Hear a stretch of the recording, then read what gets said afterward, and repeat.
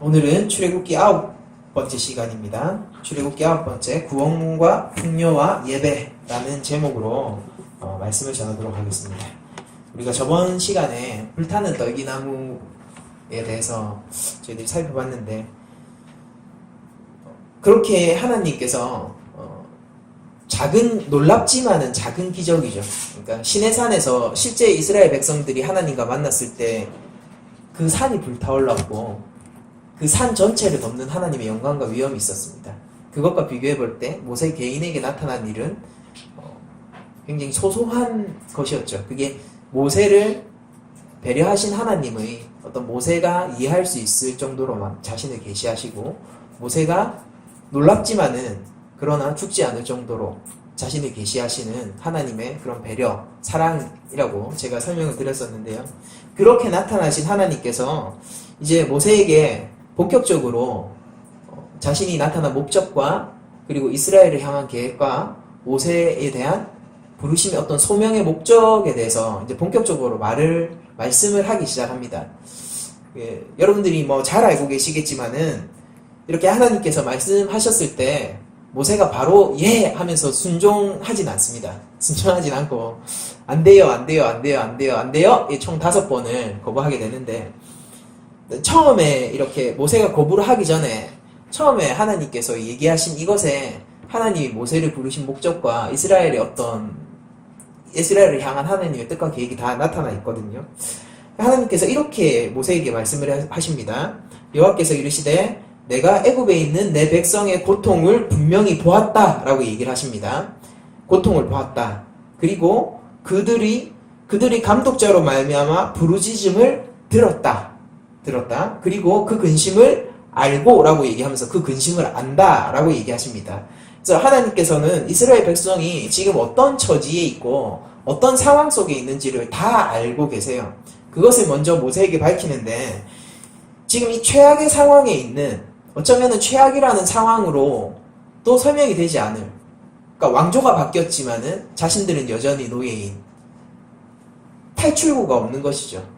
그러니까 절망 그 자체인, 절망이라고밖에 볼 수 없는 절망적인 이스라엘에게 내가 이제 구원의 손길을 뻗치겠다라고 이제 선포를 하십니다. 이제 8절에서 아주 7절과 대비되는 얘기를 하시는데요.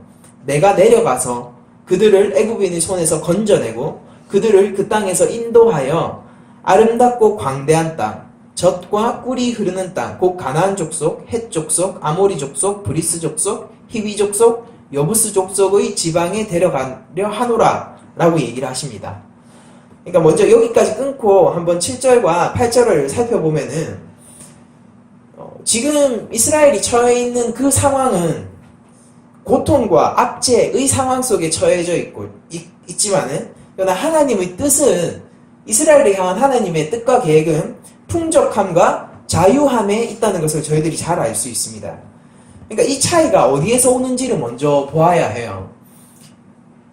아직 이스라엘은 구원을 받지는 않았지만은 하나님이 이스라엘을 향한 구원의 뜻을 그렇게 펼쳐내게 되신 본격적인 이유에 대해서 성경은 이렇게 얘기를 하거든요.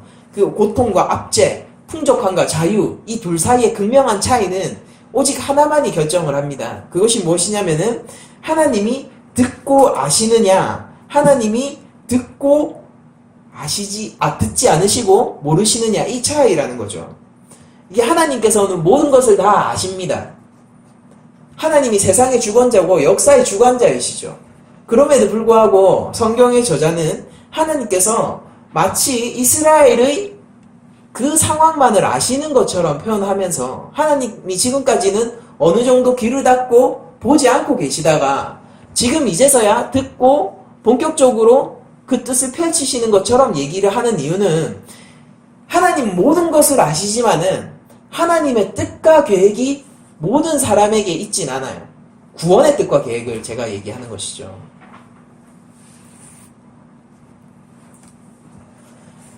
우리 모두는, 여기 앉은 우리까지 모두 포함해서 우리 모두는 하나님 앞에 반역한 존재입니다. 그리고 사실은 아무런 희망을 가질 수 없는 절망적인 죄인이라는 아이덴티티를 가지고 있는 존재인 것이죠. 그런데 하나님께서 그들 중에서 내가 안다 라고 얘기하는 사람들이 있다는 거예요. 내가 안다.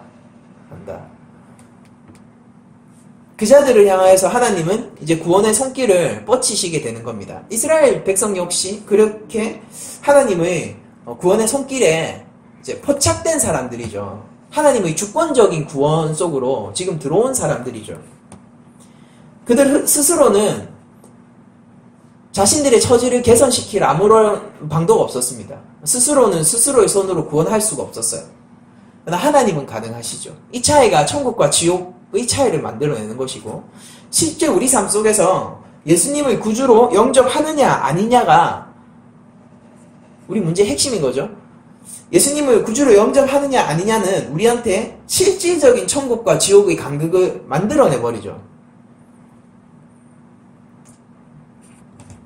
우리가 예수님을 어떻게 믿게 되었는가를 생각해보면은 예수님이 어떻게 얘기하셨는가를 통해서 유추할 수 있는데, 예수님은 자신의 사역에 대해서 이렇게 소개를 하면서 나는 목자다 라고 얘기를 하시면서 아버지가 나에게 주신 자들을 한 명도 놓치지 않는다라고 말씀을 하세요. 그러니까 하나님께서 아시는 자들, 하나님께서 들으신 자들, 하나님께서 근심을 아는 자들을 예수님은 한 명도 놓치지 않고 자신의 신부로 맞아들이십니다. 여러분들, 이 세상 사람들, 많은 사람들이 괜찮다라고 생각하고 살고 있어요. 그들 삶에 괜찮지 않음에도 불구하고 그들 삶에 부르짖음은 없습니다.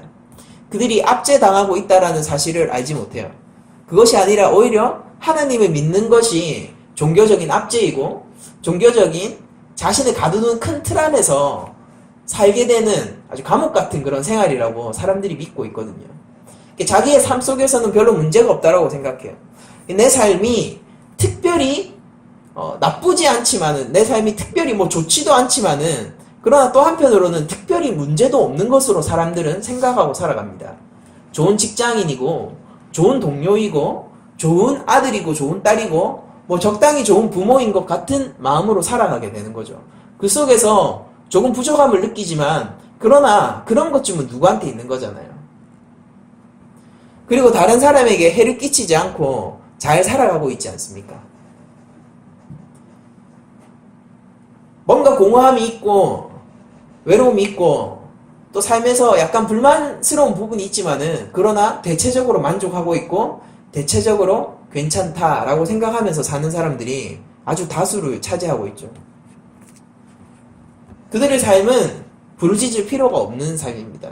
그들의 삶은 특별히 근심거리를 하나님 앞에 알려드리지 않아도 되는 삶이라는 겁니다.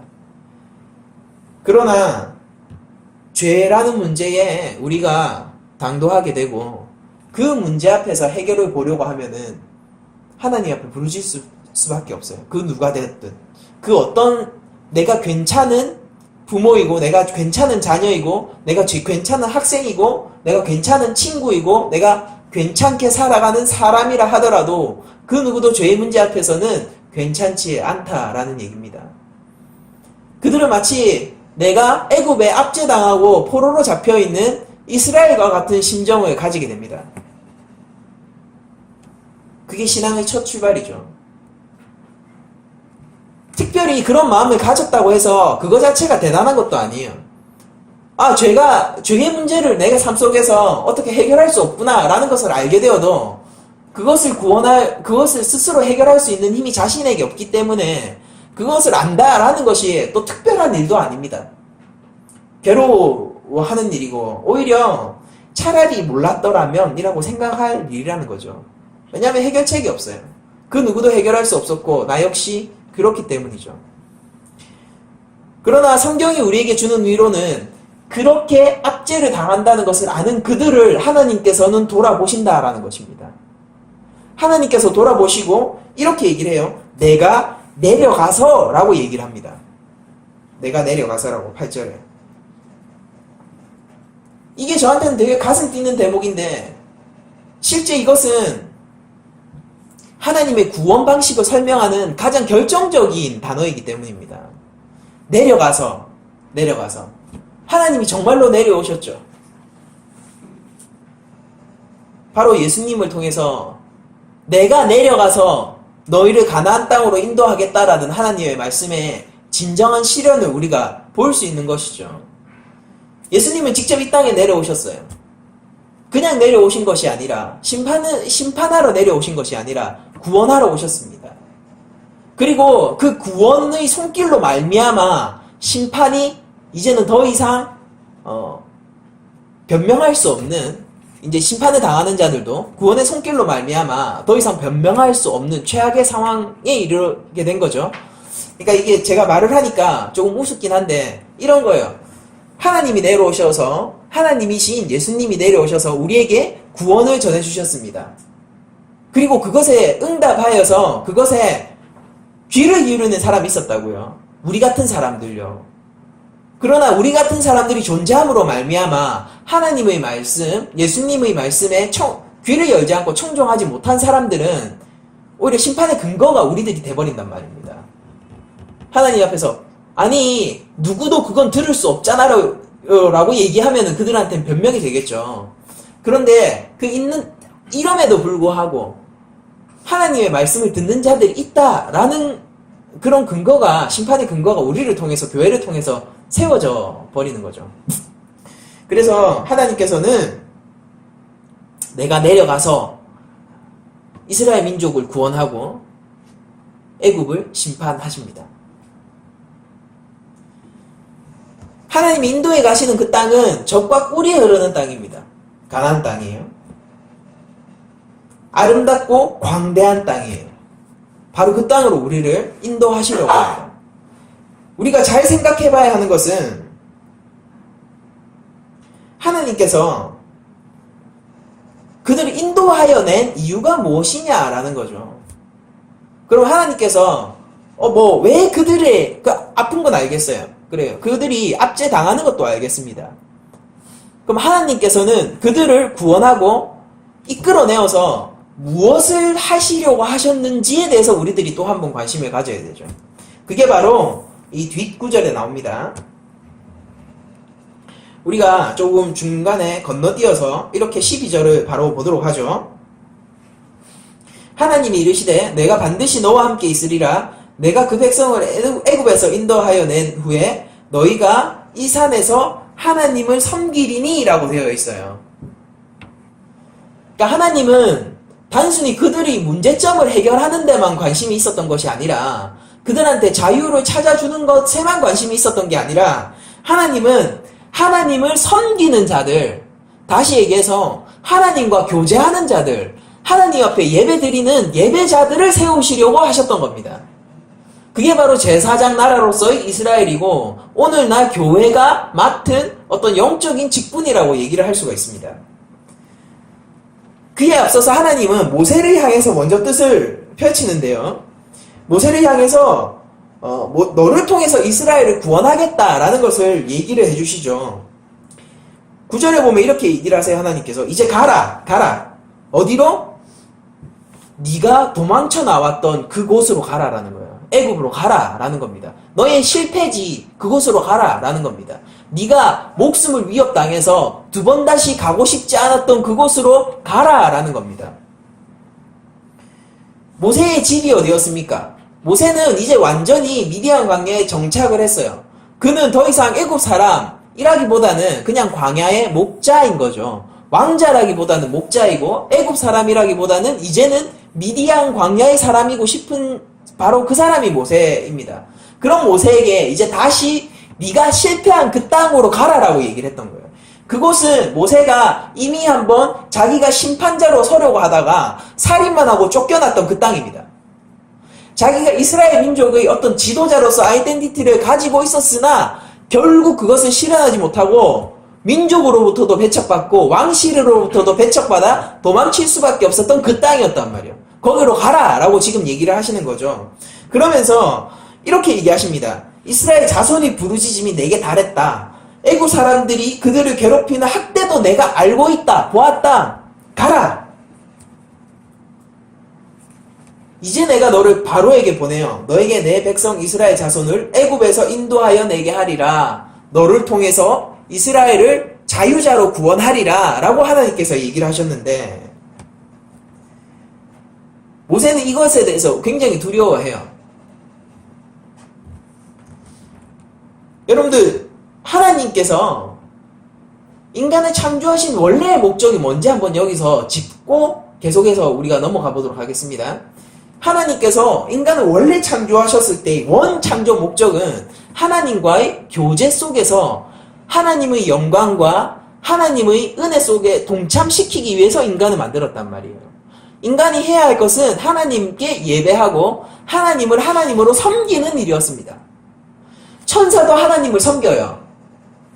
그러나 인간이 하나님을 섬기는 것과 천사가 하나님을 섬기는 것과 다른 이유는 하나님께서 베푸시는 그 은혜와 영광의 질이 다른 겁니다. 하나님이 천사 가운데, 천사도 영광된 존재잖아요. 여러분들 기억하십니까? 천사가 한 명 내려왔을 때 이 땅에 뭐 진동이 일어나고 군대가 진멸하는 뭐 이런 일들이 구약에 적혀 있잖아요. 그러니까 천사도 영광된 존재예요.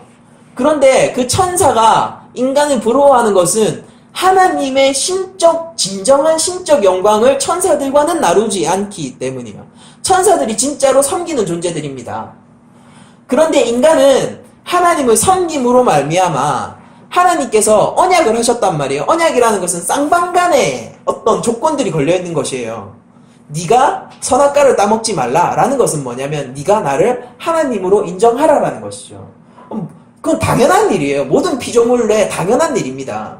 당연한 일이에요. 그 당연한 것을 요구하시면서 하나님은 그것으로 말미암아 내가 너에게 대리 통치자를 임명하시잖아요. 아담을 통해서. 내가 너에게 나의 어떤 신적인 권능과 통치권과 영광을 함께 나누겠다라고 얘기를 하는 거예요. 얼마나 남는 장사입니까?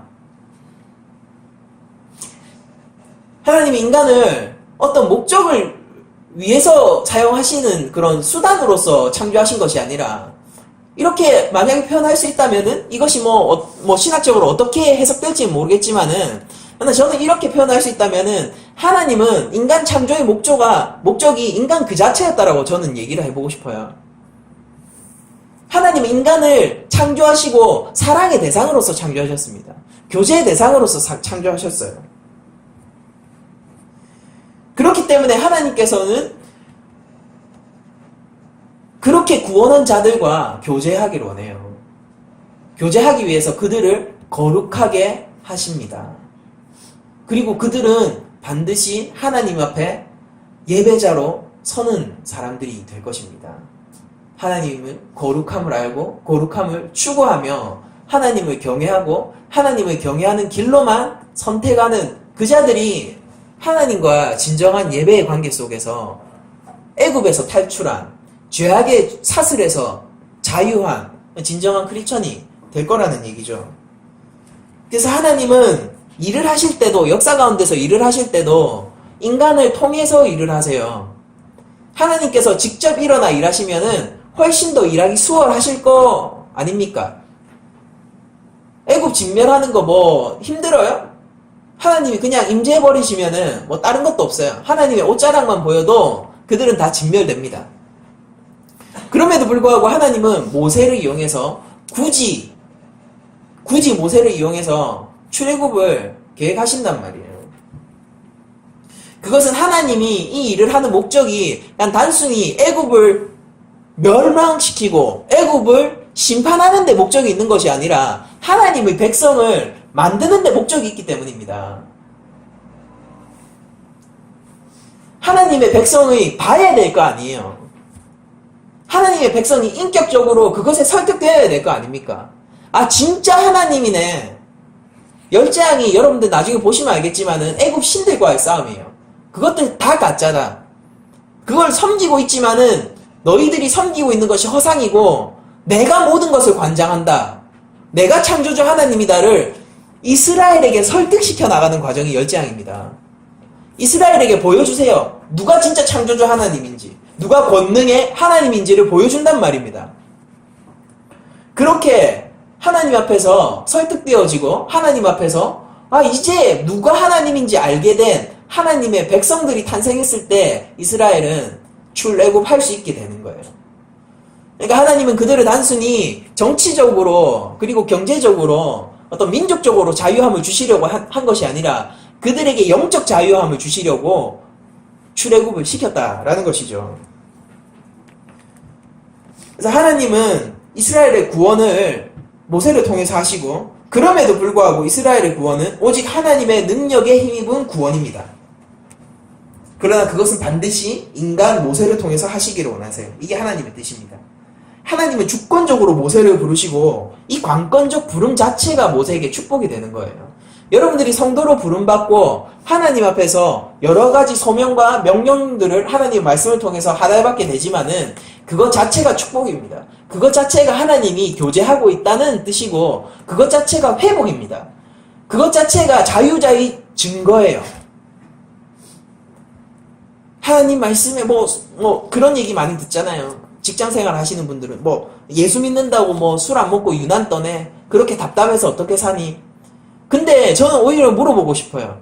하나님 모르고 예수 안 믿고 답답해서 어떻게 사느냐고 물어보고 싶어요. 진짜 평안하냐라는 거예요. 하나님과의 교제 없이 그들의 위로가 고작 술 정도라면은, 그들의 위로가 고작 유흥 정도라면은, 그들의 위로가 고작 누구나 할 수 있는 그런 것이라면은 답답해서 어떻게 사느냐는 거예요. 제가 묻고 싶은 것은. 하나님 앞에서 부름받은 자들은 하나님과 교제하고 하나님의 강권적 부름과 그런 하나님의 소명이 있지만은 그런 것들을 수행해 나가는 것은요, 우리에게 자유자의 징표로 작용하게 됩니다. 하나님은 인간을 교제하시기 위해서 창조하셨고 오늘날도 그렇게 하시고 계세요. 그래서 모세를 부르시고 모세에게 너를 내가 이스라엘의 구원자로 세우겠다라고 얘기를 하시는 겁니다. 그러나 이 명령을 하달받은 모세는 아주 부정적인 태도를 보이게 됩니다. 그러니까 한 번 정도는 겸양을 떠는 걸로 저희들이 받아들일 수 있죠. 그러니까 겸손해서 한 번 정도는 이렇게 사양할 수도 있잖아요. 그런데 저희들이 오늘 본문엔 다 나오진 않지만은 여러분들 잘 살펴보면요, 모세가 속에 천불이 나실 겁니다. 그 거절해 나가는 과정이 진짜 답답한 사람이네 라는 생각을 하실 거예요. 왜냐면 정신적으로 문제가 있는 것처럼 보이거든요. 아주 과거에 사로잡혀 있고 회의감 속에 사로잡혀 있고 지금으로 치면은 약간 모든 것이 이제 자존감도 떨어져서 약간 허무주의에 사로잡힌 것처럼 보인단 말이에요. 모세는 궁중에서 있었을 때 애굽의 궁중에서 최상급의 교육을 받았습니다. 그러나 그 받았던 모든 교육은 40년 광야 생활에 아무런 도움이 되지 않았을 거예요. 당시 애굽의 왕실 교육은 전쟁에 대해서 배우고, 이게 왕족들이 아주 필수적으로 배워야 되는 과목이죠. 전쟁에 대해서. 그러니까 아주 전략, 전술, 군대의 지휘자이니까 왕이 그런 것들을 배우고, 외국어 그런 것들을 배우고, 수사학, 이 일종의 철학의 형태인데 말하고 웅변하고 이런 것들이죠. 그러니까 다스리기 위한, 뭔가 이 신민들을 지배하기 위한 그런 과목들을 배웠단 말입니다. 일반인들이 쉽게 접근할 수도 없고 접근이 허용되지도 않는 과목들이죠. 그러니까 평민들이 그런 것들을 알아서는 안 되겠죠. 그런 것들을 배웠던 모세인데 그 고급 교육이 정작 목자 생활을 하는 데는 아무 의미가 없더라는 거예요. 양을 붙잡고 이디오피아어를 할 겁니까? 뭐라 할 겁니까? 자기 아내한테 아카드어를 할 거예요? 뭐라 할 거예요? 아무런 의미가 없는 거예요. 전쟁에 대해서 전략 전술을 배웠지만은 그가 하는 일들은 양을 모는 일이에요. 사람은 원래 없을 때 계속 없는 것보다 많은 것을 가졌다가 한 번에 소실될 때 더 많은 절망을 느낀다라고 얘기를 합니다. 모세의 상황이 그랬던 거죠. 이제 모든 것들이 자기가 가지고 있었던 모든 것들이 무용지물이 된 상황이에요. 그 세월을 40년을 보냈습니다. 자기는 40세가 된 성인이지만은 처음부터 마치 어린애처럼 그 미디안 광야 생활을 하는 애들 보세요. 만약 그랬으면은 10살, 11살 이런 애들도 양을 치고 나갔을 거라고요. 그러니까 다윗도 어릴 때부터 양을 치고 나가잖아요. 그건 그냥 당연히 그 문화 속에서는 당연히 해야 되는 일들이고 어린애들도 하는 일입니다. 그런데 모세는 그걸 처음부터 배웠어야 됐어요. 그리고 그런 것들을 배우는 바로는 나중에 자기가 이때까지 살았던 40년 세월에 대해서 회의감을 느꼈을 거라고. 아주 철저하게 그냥 떨어져 있는 거죠.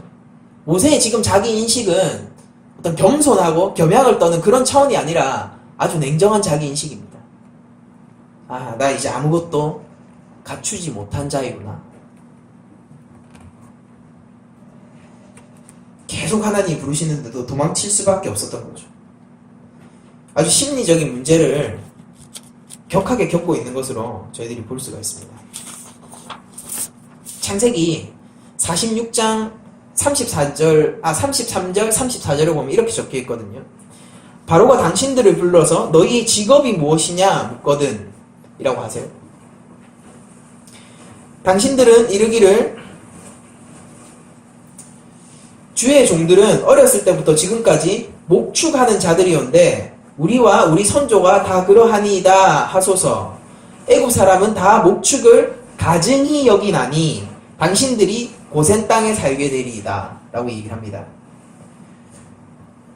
바로가 이제 자기 궁궐 안에 있는 이제 요셉의 가족들이죠. 야곱이 그 가족들을 보면서 이렇게 얘기를 해요. 애굽 사람들은 다 목축을 가증히 여긴다라고 얘기를 하는 거예요. 모세도 애굽 사람이었습니다. 애굽의 문화 속에 있었죠. 목자가 천한 직업이다 라는 인식을 자연스럽게 모세도 가지고 있었을 거고, 모세는 평소에도 목자를 무시하면서 살았을 거예요. 계급 사회니까 당연한 그런 문화적인 인식 구조를 가지고 있었겠죠. 그러나 모세가 이제 목자가 된 거예요. 스스로가 가증히 여기고 천하게 여기던 목자가 자기가 된 겁니다. 그리고 애굽으로 내가 다시 부름받아서 하나님의 부름을 받아서 돌아가야 되는데 그때의 지위도 목자의 지위로 돌아가는 거예요. 바로 앞에 서라고 하나님은 말씀하시지만 모세는 너무 잘 알고 있죠. 자기가 애굽의 왕자였으니까 바로는 거들떠보지도 않을 겁니다. 그리고 가증히 여기고 천하게 여겨서 발톱의 때만큼도 여기지 않을 거예요. 그것도 심지어 미디안 광야의 목자니까요. 그런 자신을 바로 앞에 불러 세우는 하나님이 한편으로는 두렵고 원망스럽기도 했을 겁니다. 모세는. 여기서 바로 모세와 사실 예수님의 차이점이 드러나는 겁니다. 제2의 모세라고 부를 수 있는 우리 예수님은 자신이 낮아짐에 대해서 두려움이 없으셨거든요. 목자가 됨에 있어서 두려움이 없으셨어요. 모세는 자기가 낮아진 것을 통해서 두려워하고 자신의 자존감이 사라지게 되었지만 예수님은 성육신하심으로 이 땅에 낮아져 오심으로 자신이 진정한 왕이심을 그걸 통해서 드러내십니다. 이게 바로 우리들이 섬기는 겸손의 왕, 왕중왕이신 우리 예수님이신 거예요. 그 구원에 우리가 함께 속해 있습니다. 아무튼 모세에게 예수님 정도의 어떤 그런 성품을 기대할 수는 없겠죠. 그래서 모세는 하나님 앞에서 내가 누구길래 저는 아무것도 아닙니다 라는 의미죠. 저는 아무것도 아닙니다. 저는 아무것도 할 수 없습니다 라고 얘기를 하면서 하나님의 부르심을 한사코 거절하게 됩니다. 그런데 하나님께서는 내가 반드시 너와 함께 하겠다 라고 얘기를 하시면서 다시 한번 설득을 시도하세요. 내가 너와 반드시 함께 하겠다. 이거는 뭐를 얘기하느냐면은 하나님께서 한편으로 모세의 그 말을 인정하신 겁니다. 그래, 네가 아무것도 아니야. 내가 누구이기에? 그래, 너 아무도 아니지. 너 이제 천한 목자가 됐지. 더 이상 너에겐 권력도 없고 이제 육체적인 강건함도 없고 80이란 나이 속에서 내세울 수 있는 게 하나도 없지. 맞아. 그래, 맞아. 근데 언제 내가 네 힘으로 구원하랬냐? 라는 거예요. 내가 너와 함께 하겠다. 누가 언제 너의 근거를 너에게 두라고 했느냐? 내가 너와 함께 하겠다. 언제 네가 네 힘으로 애굽에 가서 바로와 싸우라고 했느냐? 내가 바로와 싸운다 라고 얘기하시는 거죠. 내가 너와 함께 하겠다. 내가 너를 떠나지 않겠다. 너를 내가 지키겠다. 네가 복의 근원이다. 라고 얘기하신 겁니다. 그러면서 하나님께서 징표를 하나 주세요. 징표를 주는데 그게 되게 웃깁니다. 출애굽에 나와서 다시 이 산에서 예배할 것이라는 것을 징표로 주시는 거예요. 여러분들, 징표라는 것은 이게 증거잖아요. 그러니까 뭔가 실체가 있어야 돼요. 비근한 예로, 이제 현대의 예죠. 비근한 현대의 예로 계약금을 들 수 있는데, 계약금은 계약의 성사를 알리는 그런 징표죠. 내가 계약금을 치르고 계약금을 상대에게 전달하면은 아직 계약은 이루어지지 않았습니다. 계약은 이루어지지 않았어요. 그럼에도 불구하고 이것은 반드시 성사될 계약이라는 아주 계약의 체결에 대해서 보증을 해주는 게 이게 계약금 아닙니까? 그런데 하나님은 모세에게 미래에 일어날 일을 징표로 주시는 겁니다. 하나님은 놀라운, 우리가 감당할 수 없을 정도로 큰 출애굽 사건을 벌이기 이전에 모세에게 바로 믿음을 요구하고 계신 거예요. 그리고 하나님이 모세에게 주시는 징표가 바로 이 믿음인 겁니다. 네가 지금 이 산에서 불타는 가시 나무를 보고 있지 않느냐? 가시 떨기나무를 네가 보고 있지 않느냐? 내가 같은 일을 그들에게 할 거다. 그들이 이 땅에서 나에게 다시 복속될 것이다. 그들은 이 땅에서 다시 나에게 예배하게 될 것이다. 그들이 이 땅에서 나와 함께 교제하며 그들은 이 산에서 나를 하나님으로 알게 될 것이고 그들이 내 백성이 될 것이다. 내가 말했다. 내가 그것을 보증한다. 이제 가라. 라고 얘기하시는 거예요. 모세에게 만약에 갑자기 젊어지고 넘치는 육체와 영민한 머리를 한 번에 돌려주셨다라면은 모세는 믿고 바로 갈 수 있을지도 몰라요. 아니면은 그에게 뭐 현대 총 같은 거 있잖아요. 뭐 바주카포 이런 거 있잖아요. 그런 거를 건네주면서 봐라, 이런 걸로 가서 때려 부셔라 라고 얘기했으면은 모세는 힘을 가지고 갔을지도 모릅니다. 모세가 생전 보지도 못한 그런 거대한 군대를, 천사의 군대를 모세에게 보여줬으면은 그러면 모세는 자신있게 갔을지도 몰라요. 그러나 하나님은 그거보다 더 좋은 것을 요구하시고 더 큰 것을 요구하시는데 그게 바로 믿음이라는 거예요. 내가 너와 함께 하겠다. 믿어라. 내가 이 땅에서 반드시 이스라엘을 내 백성으로 다시 삼아 그들이 예배케 하겠다. 믿어라. 그 믿음을 요구하시는 겁니다. 하나님이 주실 수 있는 제일 큰 징표인 거예요. 변치 않는 겁니다. 힘은 더 큰 힘에 굴복될 수밖에 없어요. 무기는 더 좋은 무기 앞에서 꼬꾸라질 수밖에 없습니다. 천사의 군대는 더 강한 군대 앞에서 쓰러질 수밖에 없어요. 그러나 하나님은 쓰러지지 않습니다. 하나님은 패배하지 않으세요. 하나님의 뜻은 꺾이지 않으세요. 하나님은 하나님이 하실 일을 반드시 이룩하십니다. 바로 그것을 모세에게 지금 던져주시고 계신 거예요. 하나님이 주시기에 가장 좋은 것이지만 모세가 볼 때는 실체가 없는 것이죠. 그러나 성경은 우리에게 믿음은 바라는 것들의 실상이라고 얘기하고 있습니다.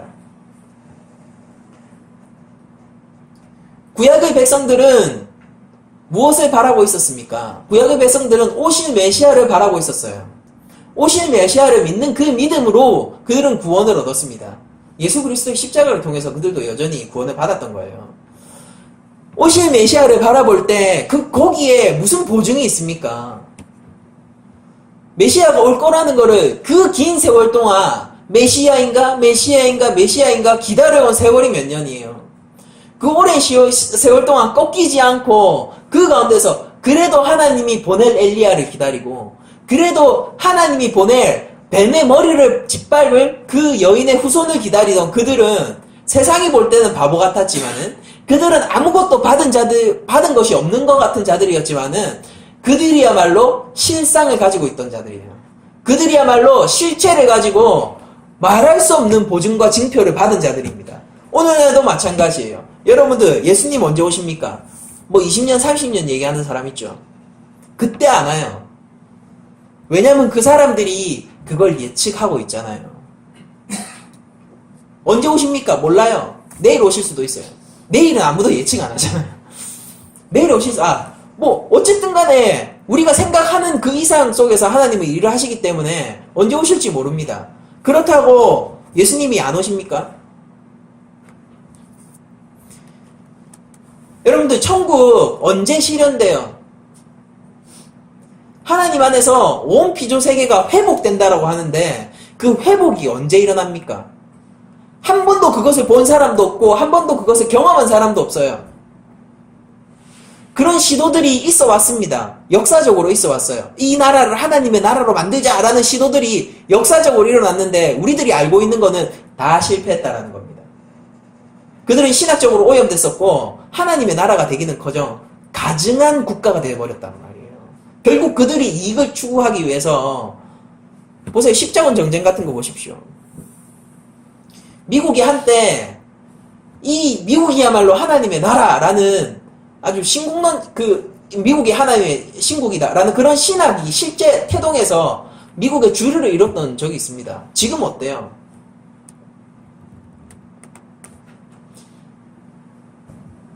그 시도들은 다 실패하고 있는데 여러분들 어떻게 하나님 나라가 올 거라고 여러분들은 확신하시는 거예요? 여러분들 어떻게 만물이 그리스도 안에서 회복될 것이라고 여러분들은 확신하십니까? 우리한테는 바로 믿음이 있기 때문에. 그러나 이것은 때로는 손에 잡히지 않아 보이고 때로는 우리에게 속하지 않은 것처럼 보이고 때로는 실체가 없는 것처럼 보이지만 이것이야말로 가장 강한 하나님이 주시는 가장 강한 징표입니다. 이것보다 더 좋은 것을 하나님은 주실 수 없어요. 그리고 그것을 모세에게 요구하십니다. 출애굽의 목적은 하나님을 섬기는 것에 있습니다. 모세는 믿음으로 나아갔어야 돼요. 이스라엘이 하나님의 백성이 될 것임을 믿음으로 나아갔어야 됩니다. 모세는 애굽으로 들어가지만은 아무런 힘도 없는 목자로서 아무런 능력도 없는 목자로서 심지어는 자기 스스로에게 자기가 실망하고 있는 한 개인으로서 바로 앞에 섰어야 했지만은 이런 내가 이스라엘의 지도자가 되어 그들의 구원자가 될 것임을 믿었어야 했어요. 하나님은 바로가 그들이 왕이 아니라 나 바로 자신, 나 하나님이 그들이 왕이라고 선언하시는 것입니다. 이스라엘을 내가 직접 다스리겠다라고 하나님은 공언하시고 계신 것이죠. 그리고 하나님께서는 이스라엘의 왕이 되심으로써 이스라엘의 예배를 반드시 받기로 하셨어요. 여러분 하나님은 아십니다. 모든 것을 아세요. 그리고 그 아시는 하나님께서 구원하십니다. 그리고 하나님은 모세를 통해서 역사하세요. 또한 두려워하는 모세에게는 믿음을 주십니다.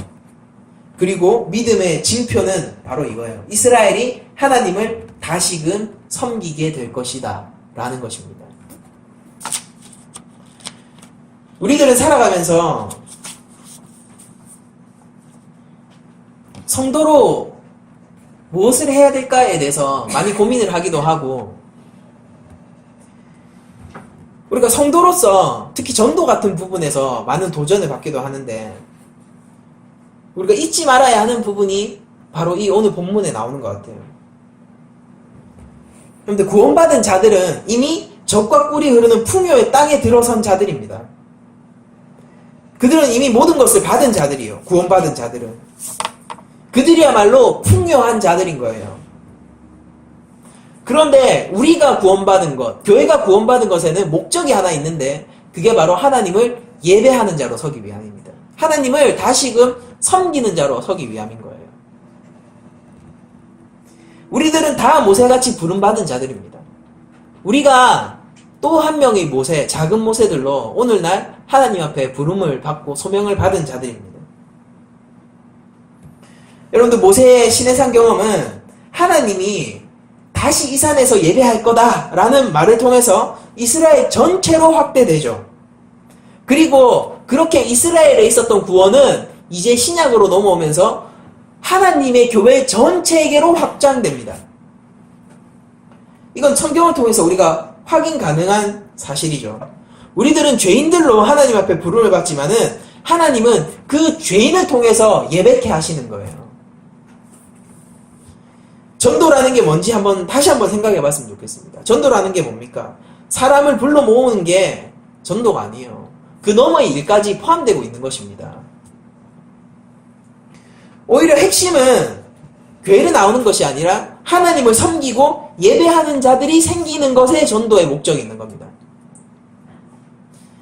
그리고 우리가 당장 우리들이 예수님을 믿었던 것을 한번 기억해 보십시오. 믿음에 의해서가 아닙니까? 우리는 누군가의 손을 통해서 교회에 끌려오고 누군가에 의해서 성경을 가르침을 받았지만은 그러나 우리가 예수님을 믿는 것은 우리의 믿음을 통해서가 아니에요. 인간의 손을 물론 이런 모든 역사들이 인간의 손을 통해서 나타나지만은 그 손 너머에 계시는 것은 성령의 역사입니다. 그리고 전도받은 영혼은 하나님을 예배하는 자로 반드시 세워져야 돼요. 여러분들 교회의 권세가 무엇인지 다시 한번 우리가 상기해야 될 필요가 있습니다. 교회는 천국 문을 열고 닫는 열쇠를 지닌 자들이라는 겁니다. 근데 그 자들이 무슨 고백을 해야 돼요?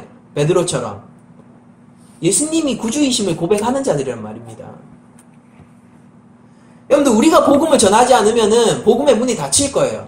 왜? 하나님은 사람을 통해서 일하시니까요. 하나님이 그렇게 정하셨어요. 누가 반기를 들겠습니까? 하나님이 그렇게 하시기로 하셨어요. 더 쉬운 방법, 스스로 일어나서 스스로 손을 떨치시고 우리를 진멸시키는 방법이 있으심에도 불구하고 하나님은 구원을 위해서 인간들의 손을 잡으십니다. 하나님이 결정하셨어요. 반드시 그렇게 일어나요. 하나님이 하시는 일을 번복치 않으십니다. 자신의 뜻을 굽히지 않으세요. 반드시 실현시키십니다. 우리가 입 다물면요, 복음도 입 다물게 되는 거예요. 교회 권세가 어떤 권세인지 아시겠습니까? 왜 교회를 가지고 심판의 권세가 있다라고 얘기하는지 아세요? 교회가 입 다물면요, 아무도 구원받을 자가 없습니다. 교회가 그 입을 하나님 앞에서 열지 않고 사람들 앞에서 진리를 전하지 않으면요, 아무도 구원받을 자가 없어요.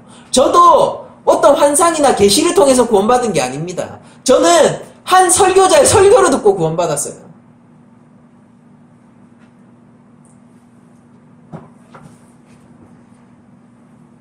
여러분들 우리는 성령의 이끌림에 성령의 이끌림에 이끌려 사는 사람들입니다. 우리들은 부득불 성령의 강제하심으로 말미암아 복음을 전하게 될 거예요. 그러나 그 목적이 여러분들이 혹시 착각해서 교회에 출석하는 것으로 그 정도로 제한하는 것은 여러분들 아주 큰 오류가 있는 것이죠. 여러분들 하나님을 예배하는 자를 세우는 게 우리의 목적이에요. 그리고 우리가 누군가를 전도해서 하나님을 예배하는 자로 세우려면은 반드시 답보되어야 되는 것이 있는데 그게 바로 우리 개인의 삶의 예배입니다.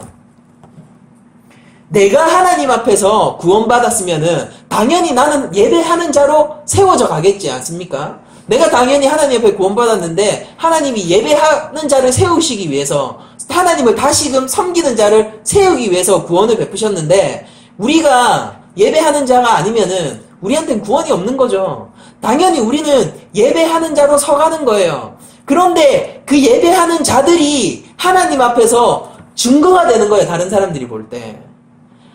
아무것도 손에 잡히지 않는 그 믿음을 붙들고 사는 자들이 실제 내 주변에 있는 겁니다. 그 멍청이 같은 사람이 내 주변에 있는 거예요. 근데 나도 그 믿음에 끌리게 되는 거예요. 어떻게 저렇게 살지? 이건 제 자랑은 아닙니다만은, 그러니까 제가 옛날에 일할 때 뭐 월급 못 받고 막 일하고 이럴 때가 있었어요. 근데 그때 같이 일하던 사람이 그 얘기는 한번 해준 적이 있어요. 니네 이렇게 막 월급 못 받고 막 이러면서 회사도 어렵고 막 이런데 왜 이렇게 마음이 가벼워 보이냐? 왜 이렇게 평안해 보이냐? 이런 얘기를 한 적이 있거든요. 뭐 평안하긴 뭘 평안해요. 월급만 좀 정산되면 나가고 싶지. 근데 그 사람이 그렇게 얘기를 하는 거예요. 근데 저한테는 그건 있었거든요. 여기가 하나님이 부르신 곳이라는 확신이 있었거든요. 그래서 두렵진 않았었어요. 그러니까 주변에서 볼 때 바보예요, 바보. 성도는 그냥 바보입니다. 뭘로 포장해도 안 되는 거예요. 그러니까 바본데 근데 뭔가 다른 겁니다. 그들은 삶의 예배를 드리고 있으니까요. 그들의 삶의 근거가 자신에게 있는 것이 아니라 하나님에게 있는 것이기 때문에 두려워 떨고 마치 모세처럼 말할 입이 없고 마치 모세처럼 그 자신의 근거를 마치 둘 것이 세상적인 기준으로도요, 아무것도 둘 것이 없는 것 같이 보이는데도 평안함이 있는 사람들이 있는 거예요. 거기서도 하나님을 찬양하는 사람들이 있는 거예요. 근데 그게 좋아 보인다니까요, 사람들이 볼 때. 진짜 안식이 있잖아요. 진짜 평안이 있으면은 사람들이 반응을 합니다, 거기에. 하나님의 자녀들은 거기에 반응을 해요.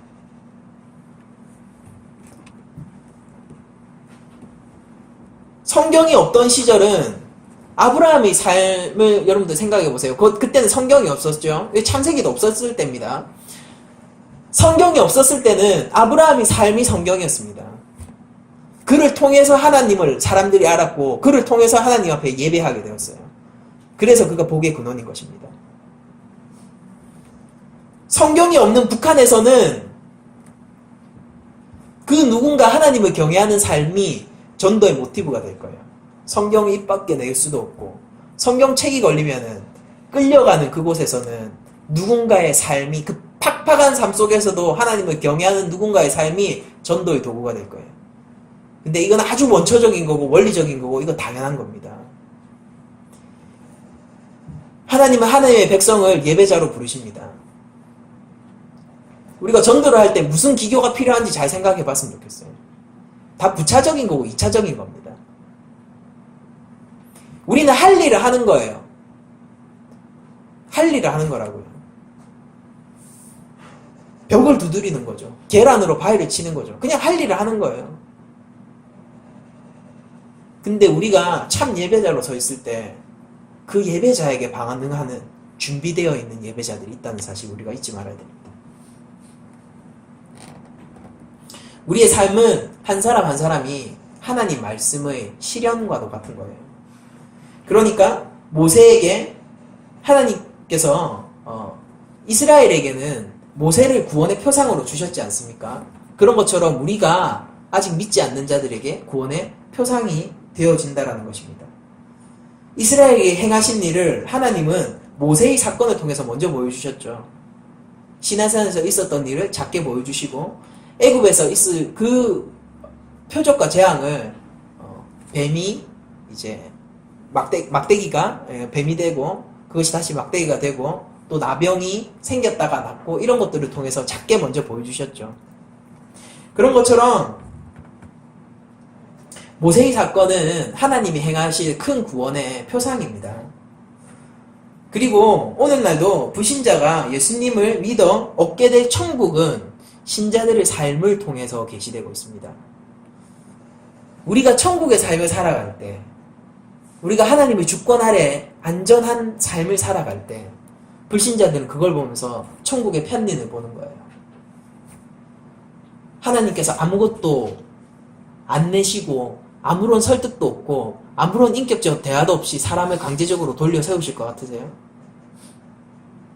아닙니다. 보여주세요. 삶의 필요를 채워주시기도 하시고 그들에게 설득이 필요하면 설득하시고 그들을 때로는 급박하게 이끌어야 되면 급박하게 이끄시고 그 모든 과정을 인격적인 교제 가운데서 하십니다. 그 도구가 성도의 삶이에요. 근데 거기에서 사용되어지는 도구가. 여러분들 우리는 삶의 예배로 나아가야 합니다. 하나님께서 출애굽을 한 그 목적은 시내산에서 다시 하나님을 섬기게 하기 위함이에요.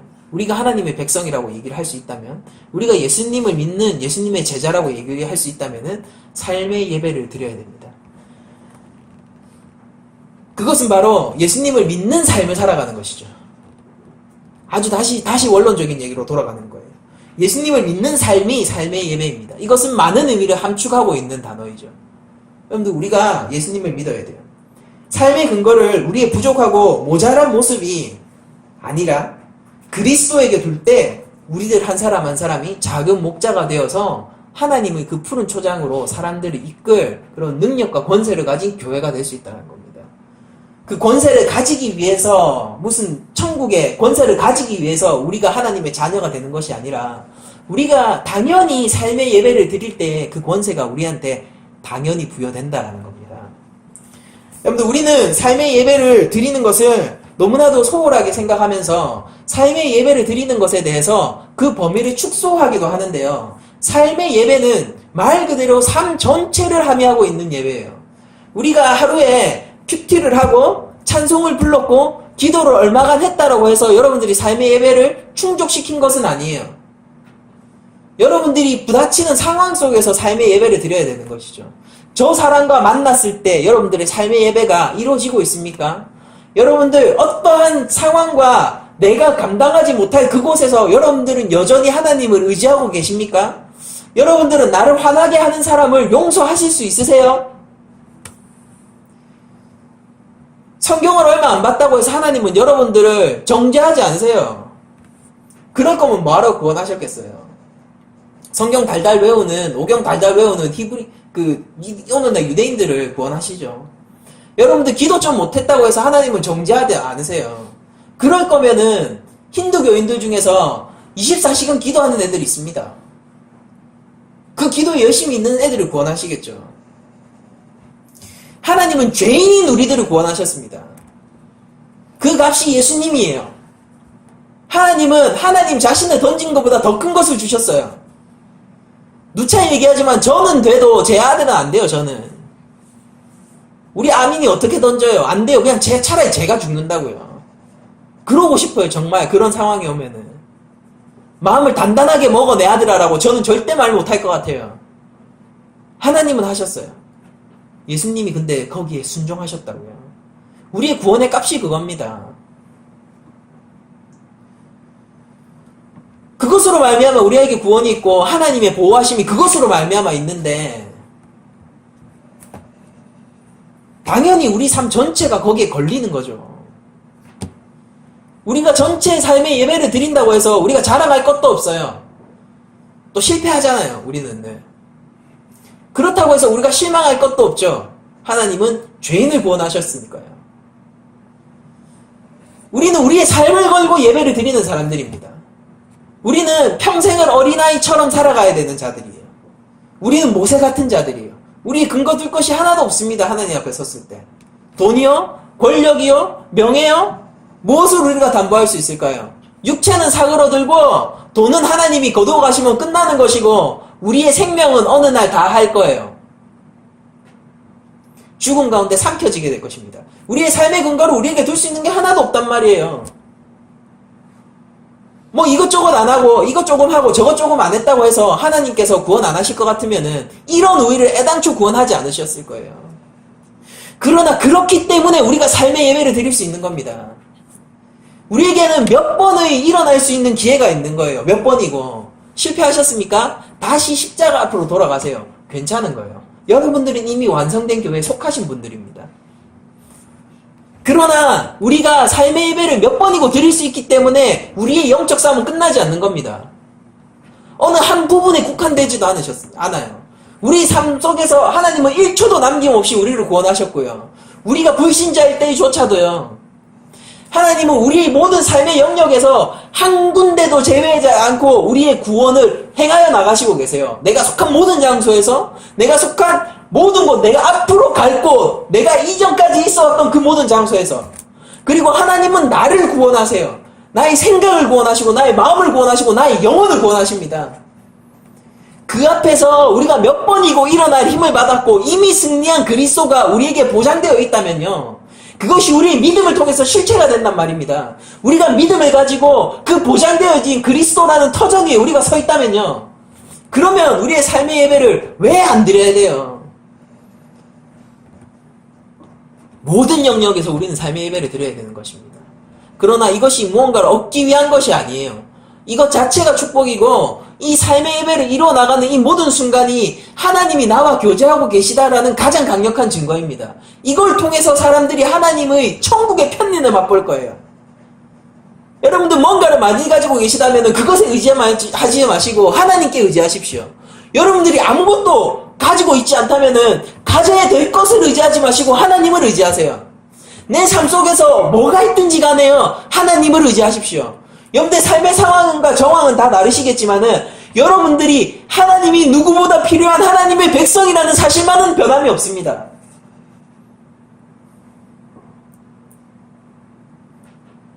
하나님은 애굽과 싸우세요. 애굽은 멸망할 것입니다. 왜냐면 하나님이 싸우시는 상대이니까요. 거기서 애굽의 바로의 종이었던 자들을 하나님의 백성으로 만드시는데 그들을 향한 하나님의 목적은 예배자예요. 주일날 몇 번 나온다라고 해서 여러분들이 예배를 하시는 게 아닙니다. 여러분들 우리가 제가 설교를 많이 권하지만은 우리가 설교를 듣는다라고 해서 그게 우리가 예배를 드려지고 있다라는 주중에 설교를 몇 번 듣는다고 해서 그게 우리가 예배가 드려지고 있다라는 증거가 아니에요. 눈을 떠서 눈을 감는 그 모든 순간이 정말로 하나님의 전적 의존적 존재인가 그것에 대해서 우리는 물어봐야 되는 거예요. 내 삶의 모든 것이 하나님의 말씀에 복속해 있는가를 우리가 물어봐야 되는 거예요. 이 되게 힘든 싸움 같죠, 여러분들? 이게 되게 말도 안 되는 싸움 같고 이게 되게 쇠창살에 갇힌 어떤 감옥같이 느껴지지 않습니까? 그런데 아니에요. 실제 그 삶을 살아보세요. 그 삶을 추구해 보십시오. 진정한 자유 속에서 하나님이 주시는 그 강대한 은혜의 힘을 느낄 수 있다니까요. 알아요. 이게 내 힘으로 사는 삶이 아니구나. 여러분들 힘으로 살아야 되면은 제가 이런 삶을 권장하지도 않습니다. 반드시 실패할 거니까요. 거기에는 회의와 절망만이 남겠죠. 왕중 생활을 했지만은 이제는 목자가 되어 이전 것들이 아무것도 쓰이지 않았던 그 모세처럼. 그러나 하나님이 해나가실 거예요. 성령님이 여러분들을 인도하실 겁니다. 여러분들은 그 삶을 살아가면 살아갈수록 하나님에게 완전히 나의 주권을 내어드리고 하나님께 복속된 삶, 내 삶의 모든 영역을 하나님께 예배하는, 하나님을 인정하고 하나님이 지켜보고 계신다. 지금도 하나님이 내 앞에 계신다. 성령님이 나를 다스리신다는 그 믿음 가운데서 모든 삶을 하나님, 그 성령의 길로 복속시키는 여러분들이 진정한 하나님의 힘과 권능과 은혜를 맛보게 될 것이니까 이 삶을 권장하는 거예요. 여러분들 그 길로 걸어가십시오. 실패하셔도 좋아요. 그러나 목적은 여러분들이 성공하는 데 있지 않아요. 하나님의 은혜를 누리는 것에 있습니다. 여러분들이 실패할 거예요. 괜찮아요. 그러나 하나님의 은혜를 그 누구보다 누리시게 될 거예요. 거기 천국이 있는 거예요. 거기 하나님 통치가 있습니다. 하나님 통치가 있는 그곳이 천국이에요. 여러분들이 계시는 곳이 천국이고 여러분들이 전국의 편민 그 자체입니다. 삶의 예배를 회복하자라는 것에는 이런 의미가 있는 것입니다. 그리고 삶의 예배를 드리는 것은 하나님이 요구하시는 것 이전에 여러분들이 누리실 수 있는 가장 최선의 것이에요. 모세는 실패한 그곳에서 천대받고 가증히 여기는 목자의 신분으로 돌아가 이전에 힘이 있을 때 아무것도 할 수 없었던 그곳에서 정말로 이스라엘을 구원하게 되는 이스라엘의 지도자, 구세주, 구원자가 됩니다. 그리고 그가 이전까지 패배감에 젖어 있고 아무 쓸모가 없었네 라고 생각했던 통치를 위하고 질서를 잡기 위하고 다스리기 위해 배웠던 모든 학문들은 이제 새롭게 이스라엘의 지도자로서 새롭게 쓰여지게 되는 것이죠. 여러분들 삶 속에서 쓸모없는 거 아무것도 없어요. 여러분들 삶 속에서 쓸모없다고 생각되어질 시간이 있을지도 모르고 쓸모없다고 생각되어질 순간이 있을지도 모르지만은 그러나 그 모든 순간을 하나님은 사용하십니다. 성도의 삶에 우연은 없어요. 성도의 삶에서 하나님의 눈을 벗어날 수 있는 곳은 아무것도 없습니다. 그러니 모든 순간 여러분들 예배자로 살아가세요. 지금이 쓸모없다라고 느껴질 수 있어요. 여러분들 삶 속에서. 그렇게 느껴질 수 있는 시간도 있고 그렇게 느껴질 수 있는 장소도 있습니다. 그러나 그 순간 예배자로 살아가십시오. 나중에 후회할 수도 있어요. 그걸 하나님이 더 크게 쓰시는 은혜 순간임을 깨달을 때 우리의 어떤 게으름과 우리의 예배드리지 못함이 내 가슴에 비수가 될 수도 있습니다. 근데 우리가 모든 순간 모세를 바라보며 그리고 하나님을 바라보며 이 말씀을 통해서 우리가 다시 한번 상기하면서 우리 모든 삶의 영역을 하나님 앞에 예배의 영역으로 올려드릴 수 있는 한 주간이 되기를 기원하면서 이상으로 모든 말씀을 마치도록 하겠습니다.